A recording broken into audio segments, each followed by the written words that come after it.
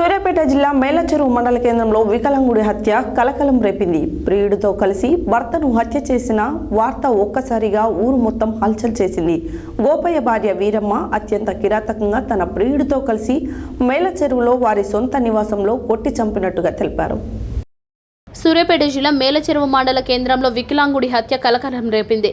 ప్రియుడితో కలిసి భర్తను హత్య చేసిన వార్త ఒక్కసారిగా ఊరు మొత్తం హల్చల్ చేసింది. గోపయ్య భార్య వీరమ్మ అత్యంత కిరాతకంగా తన ప్రియుడితో కలిసి మేలచెరువులో వారి సొంత నివాసంలో కొట్టి చంపినట్లుగా తెలిపారు.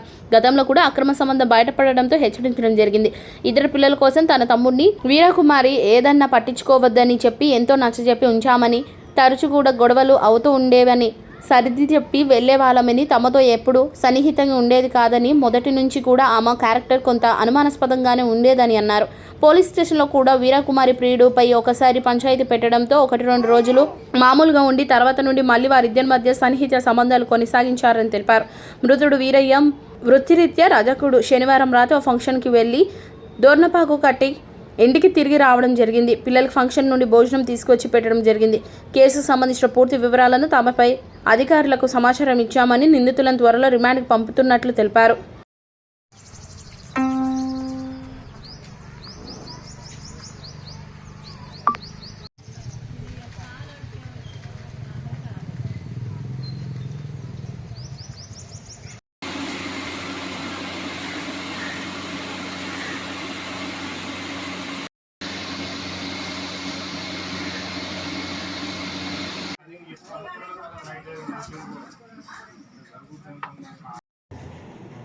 ఈరోజు సాయంకాలం 5 గంటలకు మేలచెరువు పోలీస్ లిమిట్స్లోని మేలచెరువు గ్రామంలో ఒక ఫోన్ కాల్ వచ్చింది.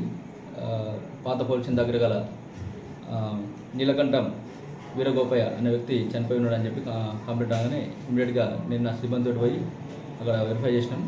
వెరిఫై చేసి అతన్ని క్లియర్గా చెక్ చేయగా అక్కడ అతనికి గొంతు మీద, తర్వాత వీపు మీద, తర్వాత పెదవుల దగ్గర కొన్ని గాయాలు కనిపించినాక మనకు డౌట్ వచ్చి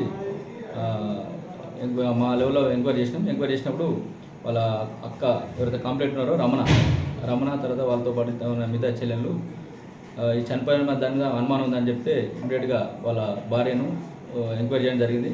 వాళ్ళ భార్యతో పాటు గత ఒక 6 నెలల నుంచి ఆమె ప్రియుడు సైదా అని చెప్పి ఇద్దరు ఇల్లీగల్ కాంటాక్ట్ ఉన్నది. సో వాళ్ళు దాని మీద కన్ఫ్యూజ్ చేశారు. కంప్లైంట్ కూడా రమణ, వాళ్ళ పెద్దకైన రమణ, మాకు ఈ మరణంపై అనుమానం ఉంది, మాకు భర్తను చంపడానికి వాళ్ళ భార్య ఎవరైతే ఉందో వీరకుమారి ప్లస్ ఆమె ప్రియుడు సైదా మీద అనుమానం ఉందని చెప్పి కంప్లైంట్ తీసుకోవడం జరిగింది. దాని మీద మేము ఫర్దర్గా ఇన్వెస్టిగేషన్ చేసి పూర్వపరాలు తర్వాత వీళ్ళ తొందరలో మనం వాళ్ళ ప్రెస్ మీట్ ఇస్తామని చెప్పి మీకు ఈ సందర్భంగా తెలియజేస్తాం. దీని గురించి మన ఇమీడియట్గా నేను మా సిఐ గారికి, డిఎస్పీ గారికి, ఎస్పీ గారికి చెప్పడం జరిగింది.